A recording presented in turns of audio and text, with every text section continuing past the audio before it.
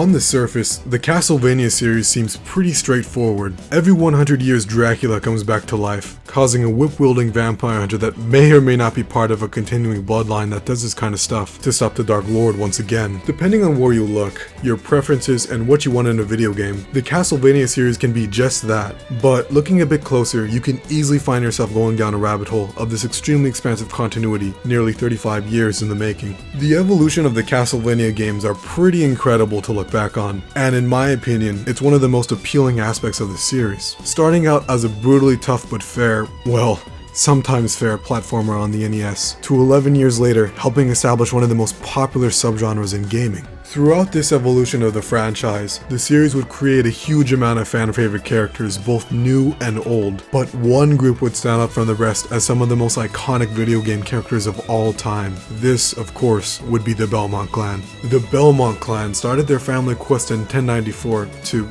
well, Leon said it best. From this day on, the Belmont Clan will hunt the night! They wield the vampire killer whip and pass down this powerful heirloom to the family for about...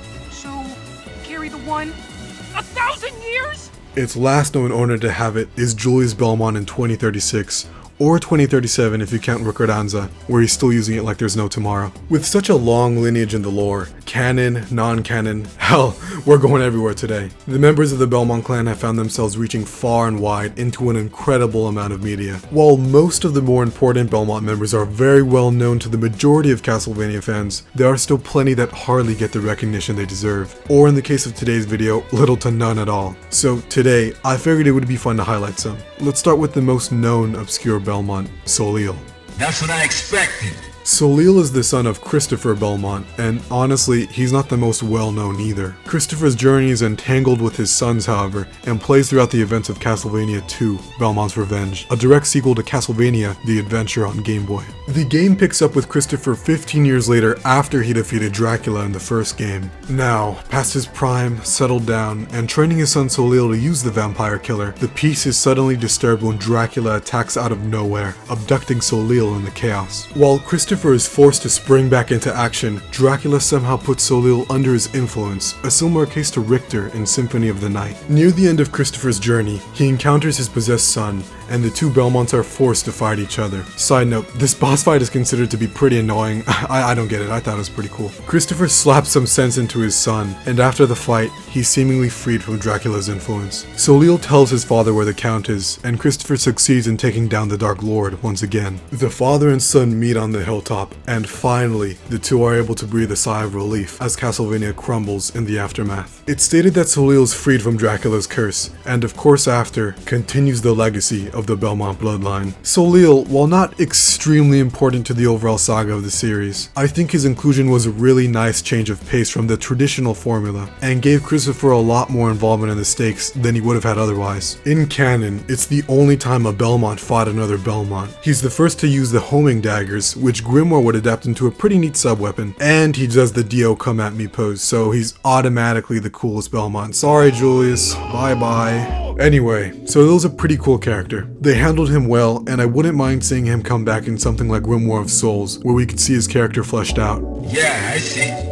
Here's where things start to get a little crazy. Sonia Belmont, who many of you may know, was cut out from the official Castlevania timeline after Igarashi took over. Her game, Castlevania Legends, contradicted aspects from other Castlevania games, so when Igarashi wanted to make a new 3D game in the series, he wanted to make his version of how the conflict between the Belmonts and Dracula started, which is the time period Legends took place in. Her story has been well documented across the internet, so I'll put links in the description for several Sonia videos if interested, but what I wanted to discuss is Sonia's unnamed child at the end of her game. It's heavily implied Alucard is the father, and it's also heavily implied Sonia's son is Trevor. If the game was canon, that would mean that the Belmont family is connected to Dracula by blood. To go along with this, Trevor meeting Alucard in Castlevania 3 would be him meeting up with his dad. I'm not sure how I feel about it. I think some aspects are interesting, but I'm not disappointed with how the series developed without this chronology in mind. That would certainly be an interesting alternate timeline though. Yeah, that makes sense. Continuing right along with Sonia related Belmonts is Victor from the cancelled Sega Dreamcast game Castlevania Resurrection.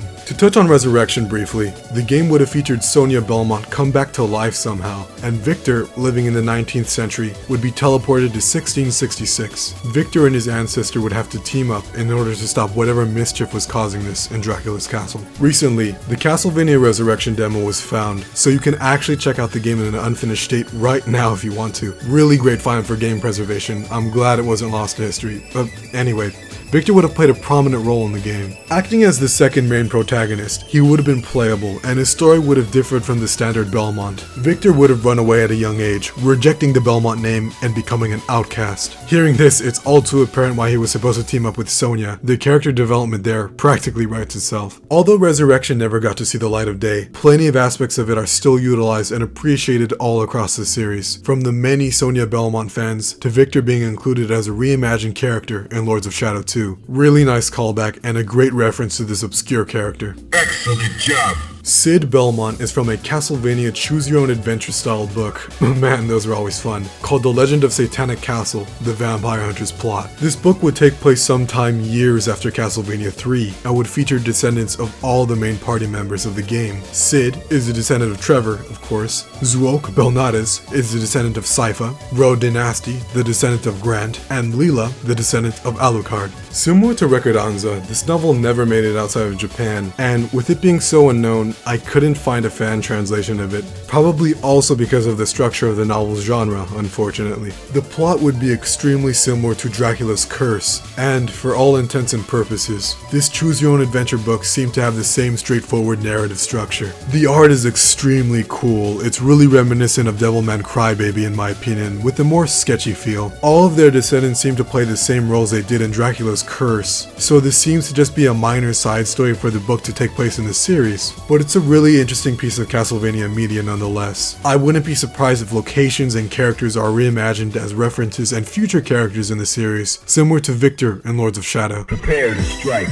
Desmond Belmont is the protagonist of one of the few Castlevania games I haven't played, Order of Shadows. The game was created for mobile phones and released on September of 2007, with the narrative taking place sometime in the late 16th century. For this section, I definitely have to also include Zoe Belmont and Dolores Belmont, the two sisters of Desmond that act as supporting characters in the game. In the story, the three siblings are tracking a cult known as the Order, the latest group attempting to revive Dracula. After they receive information on their whereabouts from their friend Giovanni, the descendant of Randolfo Gandalfi from Lament of Innocence, that's awesome, Desmond stages a full-on assault on their base with help from his sisters. The leader of the Order, Rohan Krauser, is also said to be the one who killed their parents 20 years ago. A full game later, Desmond finally confronts Rohan and defeats him, saying he did it mostly to stop Dracula rather than revenge. His sacrifice is enough to bring back the Dark Lord, however, and Desmond is forced to go through Castlevania to stop the newly resurrected Dracula. The two fight, and Desmond manages to defeat the Dark Lord. The three siblings escape the castle, but interestingly, the castle doesn't crumble. It's stated in the epilogue that Desmond went back a few days later, only to find the castle still standing. With this in mind, there was probably a sequel planned, and Desmond would most likely have to defeat Dracula again, like Christopher and Simon. Despite the cliffhanger ending, there's no proof of a sequel ever in development that we know of, probably because of the low reception of the game, and with it not being canon, I don't think we'll ever hear from the three siblings again. Still, a really interesting piece of Castlevania history. I'm surprised how much it calls back to Lament of Innocence, and I think Desmond's design is pretty cool. Similar to Victor and Sid, I wouldn't be surprised if ideas and concepts here are reworked into callbacks and references to this very unknown entry in the series. Well, I got the picture.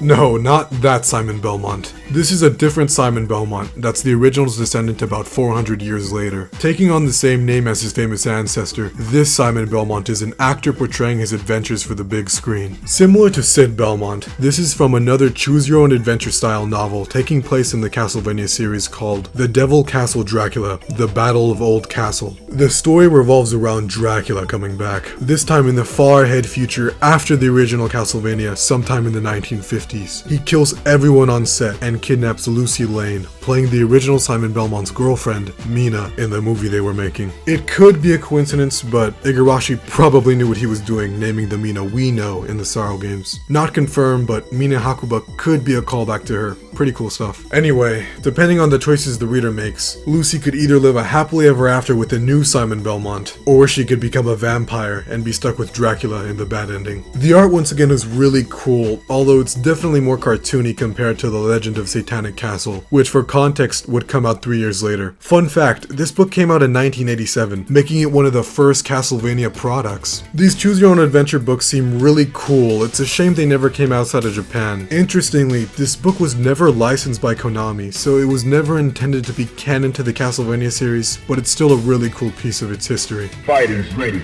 Engage. Alright, here's where things start to get wacky. Kokoro Belmont is from the game Audimus Excellent, which that is a spin-off game of the Gradius series. Kokoro is a descendant of the Belmont Clan in this game's reality in the year 2011, the same year this game came out. She was actually designed by Koji Igarashi, and in her in-game description, it stated that Julius Belmont is her older brother? Looks like the lore of Audimus Excellent is pretty crazy. Kokoro is best friends with Geshi Hanafuma, and is teamed up with her as representatives of the Castlevania series. Geshi Hanafuma is a female version of Getsufuma from the game Getsu Fumaden. To go completely off topic for a few seconds, I'd recommend Syndravania's video on the game. Konami's actually making a new one in the series, which is pretty crazy. I wonder if that can be, well, we'll have to wait and see. Anyway, Kokoro's moveset in the game is what you'd expect if a Belmont got in an anime jet and fought a billion robots. She utilizes holy water, axes, a beam cross, and many other Castlevania moves adapted into this kind of playstyle. Kokoro hasn't been in anything since, as the Gradius series in general is, suffering from the usual Konami treatment. A really bizarre, obscure character made for this game, but I wouldn't mind seeing her make a cameo or pop up somewhere in the future. Yeah, I've been waiting for this. Finally, we arrive at the character that prompted me to make this video, Sepia Belmont. Just like Kokoro, she's a new member of the Belmont Clan made for the game, in this case, Bomber Girl, a Japanese-only spin-off game in the Bomberman series. Kokoro and Sepia are pretty similar actually, both being Belmonts made to have a Castlevania rep in these anime-as-hell, all-female cast games, which is pretty interesting. Sepia's official description is as follows. Sister Sepia is a vampire hunter with the blood of the Belmont Clan. With affection that runs deeply to the point of madness, she drives into her prey with eternal love. Awesome. She was released during the Evangelist of Love Advent Gacha event in December of 2018. Some notable information about her: the chainsaw she has is apparently still the vampire killer, but it's taking on this new form for her. The vampire killer can change its form, of course, but it's probably best for everyone if we don't think about it turning into a chainsaw. She has a Richter alt, awesome, and has an official, really high quality statue.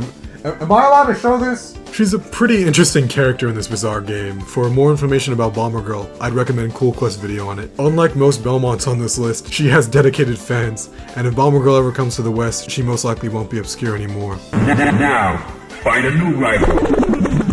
Oh boy, this one's just insane. Pierre Belmont is from the manga Nugun Bear Goemon, Chapter of Hell, and yes, this is actually a real thing. Pierre is a guest character that appears in the second volume of this manga, released in Japan in 1993. He teams up with Goemon, yes, that Goemon, and Ebistumaru after they free him from his imprisonment in Hell. Somehow he ended up in Hell after dying, but it's a comedy so it doesn't really matter. By the way, he's supposed to be the grandfather of Simon Belmont, and he's into holy water?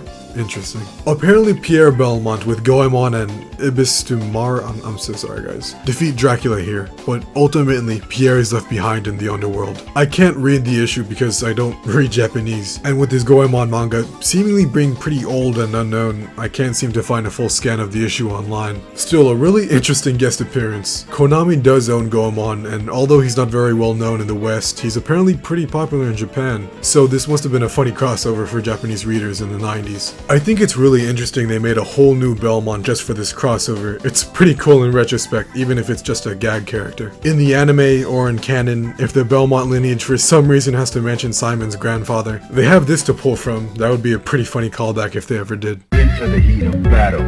Go for it. Alright, this one could become an entire video on its own, but I don't know if it should be because it's not really Castlevania or something I'm personally super invested in. Let me explain. This novel, Demon Castle Dracula, Demon's Blood Nightmare, was a novel published by the Japanese magazine Logout. It would run from 1992 to 1995, but would ultimately be cancelled because the publisher would stop publication. This story is an alternate continuity to Castlevania, similar to the Lords of Shadow series, having using aspects and characters from the games, but having the world they inhabit and the lore be completely original. Honestly, it's only Castlevania in name, as over the course of its run it becomes apparent it's something completely new. But there's a reason for this. It was intended to be a novelization of Super Castlevania 4, but the writer, Iricho Tezuka, decided to make his own narrative instead. In this continuity, the Belmonts act as guardians and aren't related by blood. They are as follows. There's Sybil Belmont, Lias Belmont, Ray Belmont, and a new version of Simon Belmont. Dracula is still in this continuity and is said to have been defeated by Simon. This whole story is really expansive, but like I said, it's completely separated from traditional Castlevania media. So for the sake of this video, I'm gonna stop it here. But let me know in the comments if this is something you guys would be interested in me delving more into. Prepare for battle.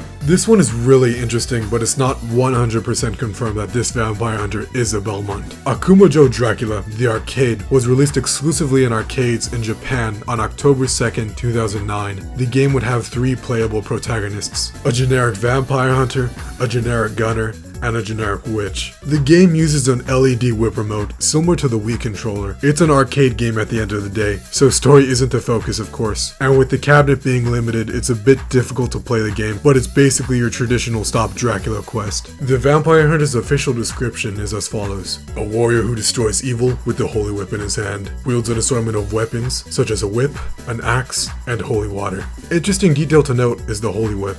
In Ricordanza, the Holy Whip is a less powerful version of the vampire killer used by Curtis Lang, but the Holy Whip can also be another name for it in certain games. The name Vampire Killer for the whip is actually very rarely used by the Belmont family, so that should be kept in mind. But of course, in most incarnations in the game's continuity, the whip can take on many forms. The Whip of Alchemy in Lament of Innocence, of course the Morning Star in Castlevania 2, a standard leather whip before the upgrades in most all of the classic Vanias, hell, a chainsaw and Bomber Girls, you get the point. Okay, what I'm trying to say is this generic vampire hunter is super likely to be a Belmont, or hell, maybe a member of the Morris clan. But what's even more likely is Konami not intending anyone to think this much into it. Either way, I thought it would be interesting to highlight this vampire hunter. His design is really cool, and Castlevania, the arcade, is something I think more people should be aware of, mostly because the music is pretty great. You need to practice more. Finally, we have the most bizarre, Belmont? We've gone so far from traditional Castlevania at this point, it only makes sense we'd end up here. Vlad Belmont is a boss character in the game Zombies Ate My Neighbors, published by Konami, released in 1993 for the Super Nintendo and Sega Genesis. Specifically, he's the 5th boss you fight in the game, and his name is most likely just a reference to Castlevania, put in as an Easter egg for fans to make the connection. In the game's lore, Vlad Belmont was most likely created by Dr. Tonge in a laboratory. He doesn't show up in the game's sequel, Ghoul Patrol. The 2 games actually got a remaster on the Switch a few months ago, so if you're interested in fighting Vlad yourself, you can check the game out. It's been super fun to look into all these obscure Castlevania characters. I would love to see any of them show up in the future. I have a feeling some of them will. These Belmonts, while mostly pretty unrecognized, still played roles in making aspects of the series more known and interesting, more often than not in really bizarre and unique ways. The Belmont Clan is one that's pretty defined, so looking at characters from it that aren't really talked about throughout the series' history was really fun. I hope you all enjoyed it. I want to give a shout out to the people at the Castlevania Wiki. It was the basis of my research, and without it, a lot of details about the Castlevania media these Belmonts are from would be lost to time, so the fact they compiled an incredible amount of information all in one place is amazing. If you enjoyed this video, consider leaving a like and subscribing, but no hard feelings if you don't. I just hope you enjoyed yourself and got something out of your time here. It's been about 3 months since the first video. I can't believe it has been. Seeing all the support since then has been incredible. I'm gonna keep doing my best to keep learning and improving. Of course I'll be continuing the Castlevania videos. There's still way too much about this I want to talk about. I'm stupid passionate about this series, obviously, and with Grimoire coming out tomorrow as I record this, things are going to be super interesting, so I'm really looking forward to it. There's a lot more I want to do with this channel. I'll definitely talk about it when the time is right, but nevertheless, I hope you all enjoy what comes in the future. Alright guys, as a great man once said, take care of yourselves, and of course, as usual, have yourself a damn good one. Take care guys. No thanks, bro.